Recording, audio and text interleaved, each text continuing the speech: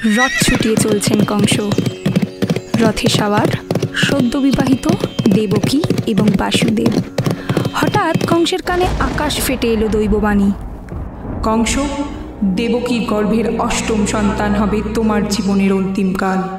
দেবকীর পিতা দেবক এবং কংসের পিতা উগ্রসেন ছিলেন দুই ভাই, তাই দেবকী ছিলেন কংসের খুড়তুতো বোন। কংস এমন দুরাচারী রাজা ছিলেন যে নিজের পিতাকেও কারাগারে বন্দি করে নিজে রাজা হয়েছিলেন, আর চারিদিকে অত্যাচারের ঘনঘটা শুরু করে দিয়েছিলেন। কংস অত্যাচারী রাজা হলেও বোনকে ভালোবাসতেন। বাসুদেব ছিলেন যদুবংশীয় শূরসেনের পুত্র, যিনি ছিলেন সদাচারী এবং এক কথার মানুষ। নিজের মৃত্যুর আকাশবাণী শোনার পর সঙ্গে সঙ্গে নিজের বোনের প্রতি সমস্ত ভালোবাসা নিমেষে উড়ে গেল কংসের। তখন কংস দেবকীকে প্রাণে মেরে ফেলার চিন্তা করলেন। কংস দেবকীকে মারতে উদ্যত হলে বাসুদেব কংসকে থামিয়ে বললেন, হে কংস, এমন অপরাধ করো না। ইনি একজন নারী, তোমার আদরের বোন, আর নারী হত্যা করা মহা অপরাধ। তোমার মৃত্যুর আকাশবাণী আমিও শুনেছি। তোমার হয়তো দেবকীর সন্তানকে নিয়ে। আমি কথা দিচ্ছি, দেবকীর সন্তান হলে আমি তোমার হাতে তুলে দেব। বাসুদেব ছিলেন সদাচারী, তাই তার কথা বিশ্বাস হলো কংসের। কিন্তু সে বাসুদেব ও দেবকীকে নজরবন্দি করে রাখল। প্রথম কিছুদিন নজরবন্দি করে রাখলেও যখন দিন এগিয়ে এলো প্রথম সন্তান জন্মের, তখন মন্ত্রীর কথায় কংস দেবকী আর বাসুদেবকে শিখলবন্দি করল। তারপর জন্ম হলো দেবকীর প্রথম সন্তানের। সেই সন্তানকে বাসুদেব তার কথা মতো কংসের হাতে তুলে দিলেন।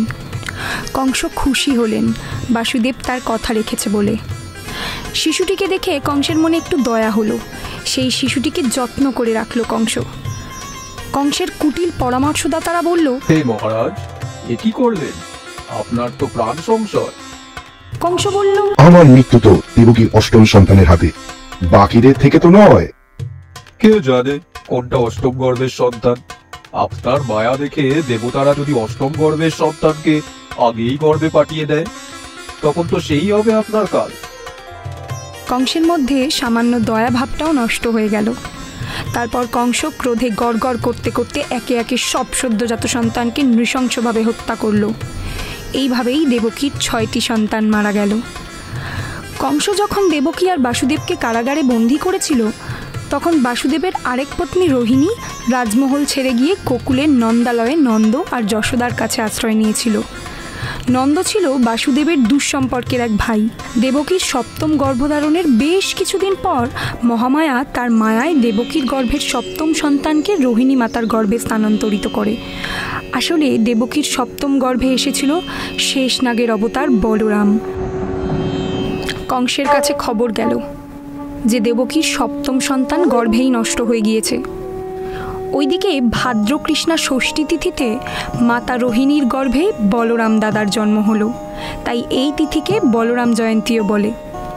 এইবার পালা দেবকীর অষ্টম সন্তানের আবির্ভাবের।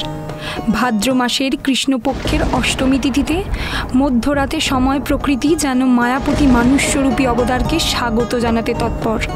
চারিদিকে ঝোড়ো হাওয়া আর মুষলধারে বৃষ্টি। কারাগার যেন কিছু সময়ের জন্য চারিদিকে আলোতে সুসজ্জিত।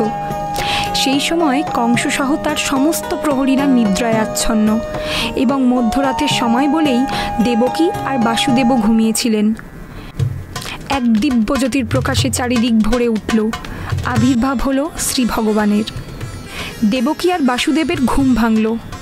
এরপর দৈববাণী হলো, হে বাসুদেব, এই সন্তানকে নিয়ে গোকুলে যাও, যেখানে নন্দালয়ে যশোদার পাশে এক কন্যা সন্তান আছে।